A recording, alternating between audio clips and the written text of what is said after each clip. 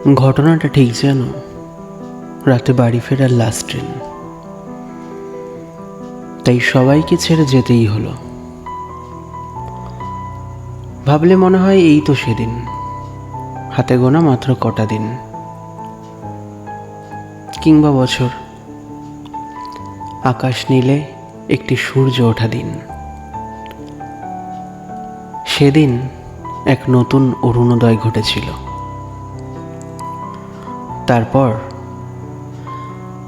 তারপর টালমাটাল ছোট্ট ছোট্ট পায়ে হাঁটতে হাঁটতে যখন একটু শক্ত পায়ে হাঁটতে শিখল, তখন তার বয়স মাত্র বছর 3। ওই বয়সেই প্রথম তার নাট্যমঞ্চে পদার্পণ। তারপর চলতে চলতে পথ চলা, নাট্যমঞ্চ থেকে বড় পর্দায় পা জমালো। সালটা তখন 2008।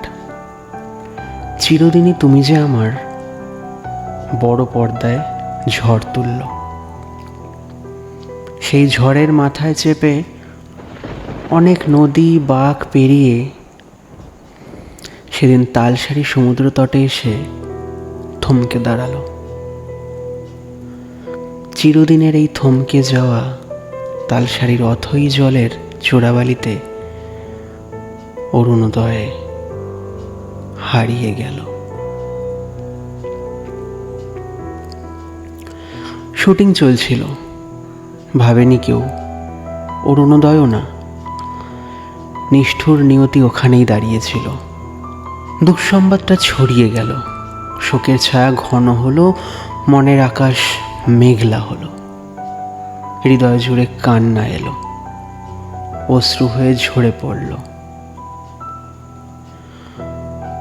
নাট্যমঞ্চ বড় পর্দার আরও এক তারকার জলসমাধি হলো। শোকের ছায়া হয়তো একদিন মিলিয়ে যাবে, তবু নাগরিক মনে রাখবে সহজ কথা বলা রাহুল অরুণোদয়কে। মনে রাখবে চিরদিনের মতো অস্তাচলে চলে যাওয়া বিতর্কিত তালসারির এই মর্মান্তিক দুর্ঘটনাটিকে। নাগরিক এও জানে এই রহস্য মৃত্যুর রহস্য কোনোদিনই উদ্ধার হবে না, চাপা পড়ে থাকবে ওই তালসারির নোনাবালির চরে। তারপর প্রতি বছর তার রঙিন ফটো সামনে রেখে মৃত্যুদিনটিতে শ্রদ্ধা জানানো হবে, ফুলমালা ধূপচন্দন আর অসংখ্য মোমবাতির আলোয়। আর হয়তো গাওয়া হবে রবি ঠাকুরের এই গানটি, তুমি রবে নীরবে। নাগরিক সীমিত ক্ষমতায় এইটুকুই পারে, তদন্তের মিথ্যে আশ্বাস ঠান্ডা ঘরে মুচকি হাসে। নাগরিক আশা নিরাশায় দিন গণে, শুধু দিন গণে।